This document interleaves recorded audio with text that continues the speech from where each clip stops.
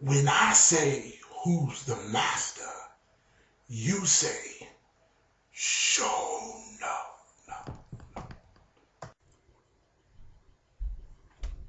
What's up, everybody? Showing up the King here. Just got finished watching Young Justice Season 2, Episode 3. Man, I had no idea that anything could be better than Episode 1, but this episode, wow. There's a lot of stuff to talk about. Let's get started. Alright, so the episode opens up with Bumblebee and Blue Beetle, I guess the insects of the team, tracking down a Croatan who has taken body of a burger shop owner. So, they track him down and he runs off. And he's picked up by who we think is Black Manta. And come to find out,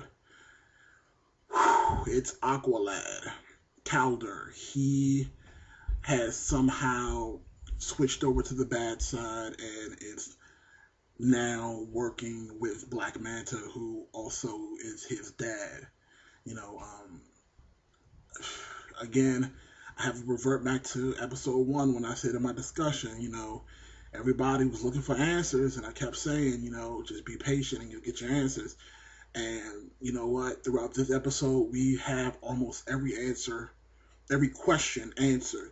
The only question that's left is what happened to Kid Flash and what's going on with Artemis. But anyway, let's continue. So, apparently Kaldor is working with Black Manta. They are helping the Croatans build a ship, or that's what we suspected. And he's pissed. That's the only thing I can say about it. This dude is very angry. And we find out why he's so angry, but we'll get into that a little bit later. So the scene actually shifts, and we're back at the Hall of Justice, and they're interrogating one of the other Croatans. And on a side note, I'll actually say I'm starting to understand why Superboy broke up with Megan. Now, like I said before, I knew he was the reason that they broken up, but we still were kind of hazy as to why he broke up with her. And I think she's having some power issues. I think she's her powers are developing drastically, and she's doing some crazy things. Like she has no one of the Croatans were getting interrogated by Martian Manhunter, and he was doing it, I guess, the simple way of just interrogate. I guess the long way of doing it, by trying to break the language barrier, then try to ask questions. And Megan literally just lobotomized him, turned him into a vegetable, got all the information. I was like, all right, wash my hands of that guy. He's nothing. I'm just going to turn him into a vegetable, have a cup of coffee, got the information.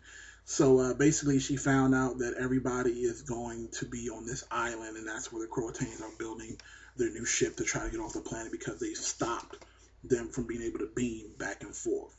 So then, the whole league goes there to try to stop them, and that's where the good stuff starts. So let me tell you who we got in this episode.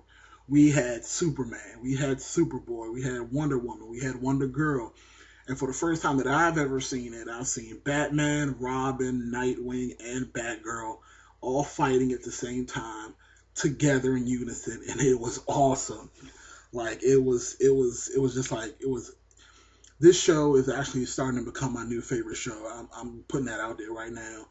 This is really taking me back to Justice League of old. It's actually surpassing it right now. There's more people. There's so much going on. There's fighting, and there's so many questions answered. Come to find out, they set up a bomb to blow up the Croatans because there's the competition that's trying to help them doing what they're doing, and the Black Manta is the one who set that up so that they could sabotage whatever plans they had and basically killed them. But we'll get to that. But essentially, what's going on? Let's talk about Calder a little bit. Calder apparently is very upset because apparently his love, Aqua Girl, died during one of their missions in this past 5 years. And it must have really messed with Calder bad because he is not the same at all. He's very upset with the League. I guess if your love of your life got killed during the mission, I guess you'd be a little tainted as well. And then to come to find out that, his king lied to him this entire time about who his real father was, would probably piss anybody off. So it looks like that's what happened with Kal-El. He is, with his dad now, Black Manta, and they are together. He is no longer on the Justice League. He is no longer a part of the team. He's actually been through a lot. So, I'm still hoping there's some sort of plan going on. Like, call me, I don't know. It's like, for some reason, I still don't think that, you know what? I'll take that back. So I was going to say I think he's undercover, but after he escaped, after he blasted Aquaman and escaped and went down to the little tube, and Nightwing and then Superboy followed, they were literally getting ready to fight. Like, I thought that when they all three of them got together, they were going to be like, okay, this is the plan. I know you've been undercover this whole time and blah, blah, blah. No, they were literally getting ready to scrap. And basically the bomb prevented that from happening. So, the bomb was like, take care of the bomb.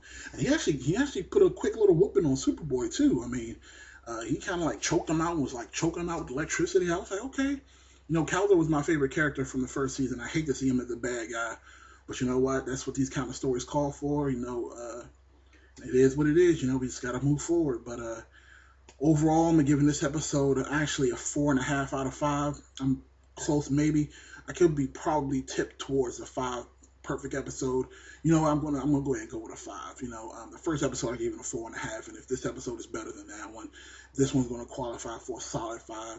We got questions answered. We got great fights. We got great team ups, like Superboy and Superman had a little triple combo they had going on. You had Wonder Girl fighting with Wonder Woman, and Wonder Girl kind of had like a fangirl moment. It was awesome. It was just like everybody was in sync. I loved it. I feel like I'm forgetting something. Oh, yes. Megan explained what happened in the 16 hours, and basically they flew off to this planet and they caused havoc. They killed a lot of people. They did a lot of destruction in the name of the Justice League. I guess Vandal Savage did that to tarnish their name, to make them look like evildoers in the galaxy. So that's what happened there. So towards the end of the episode, after they got out of the planet, after all the Croatians got blown up, they're basically turning themselves in, and they're gonna go face justice there. Hopefully, I don't know how the law system works in the universe, but I'm pretty sure if they notice something funny, Superman being as strong as he is, he can just break out of there. No big deal. So basically, it's just a chance for the main 6 Leaguers to leave the planet and leave everything in the hands of the Young Justice team. So now they're going to be in charge. It's a matter of getting them all together to show what they can do. I like the idea, enjoying it.